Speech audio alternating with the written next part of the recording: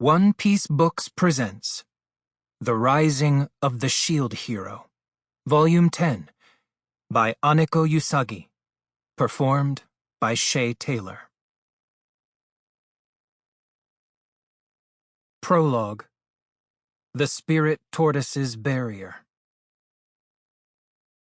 After saying our goodbyes to Kizuna and the others, we were transported, and just like when being summoned to a wave, our surroundings instantly changed. We were in, yes, these were familiar fields, along with their view of the Melromarc castle town. "We made it back." Raphtalia's voice was overflowing with emotion. I guess it did feel a bit like a homecoming. Looks that way. Finally! Philo seemed to feel the same way. We've returned at long last. Even Rishia was getting emotional. Just as I felt a sense of relief begin to settle in, a brilliant light shot out of my shield and high into the sky, and then faded away, as if it had dissolved into the atmosphere. Whoa. What was that? I'm guessing that was the Spirit Tortoise's energy returning to this world.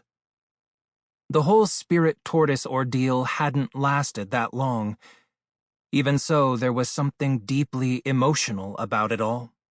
Thinking about it, it seemed short, but it had actually been a long battle. The Spirit Tortoise was something that existed to create a barrier that would protect the world, but someone seized control of its body, and so Ost reached out to me for help. It turned out it was Kyo that had manipulated the Spirit Tortoise and inflicted great damage upon this world, and we ended up chasing him all the way to another world. In that other world, we met Kizuna, who was one of the 4 holy heroes, just like me. Kizuna joined us to fight Kyo, and together we made Kyo pay for what he'd done. Then we took back the Spirit Tortoise's energy and returned to this world. The Spirit Tortoise was one of the guardian beasts, which were monstrous creatures meant to consume the souls of living things to create a barrier that would halt the fusion of worlds, a phenomenon known as the waves.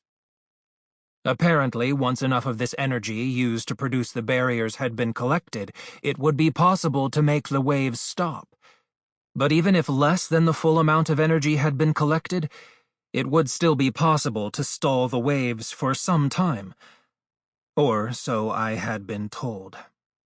We had taken back that energy, and now it had been released out into this world to serve its original purpose. It was a magical sight, and I had a feeling it had probably been visible from far off in the distance.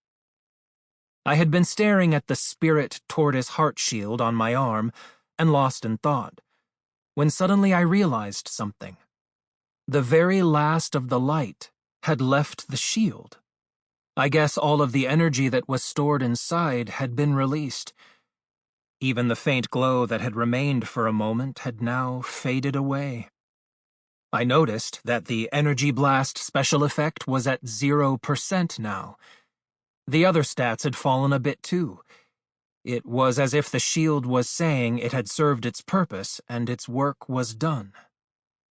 Well then, I suppose we should check up on things here. Agreed, Mr. Naofumi. That was Raphtalia.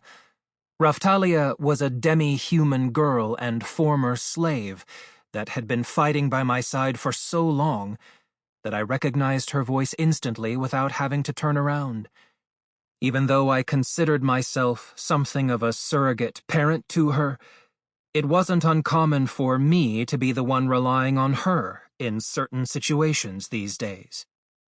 She had been chosen by the katana of the vassal weapons to be its owner in the other world, which meant that she could no longer be a slave. She possessed a beauty that felt Japanese somehow, and Miko clothes suited her strangely well.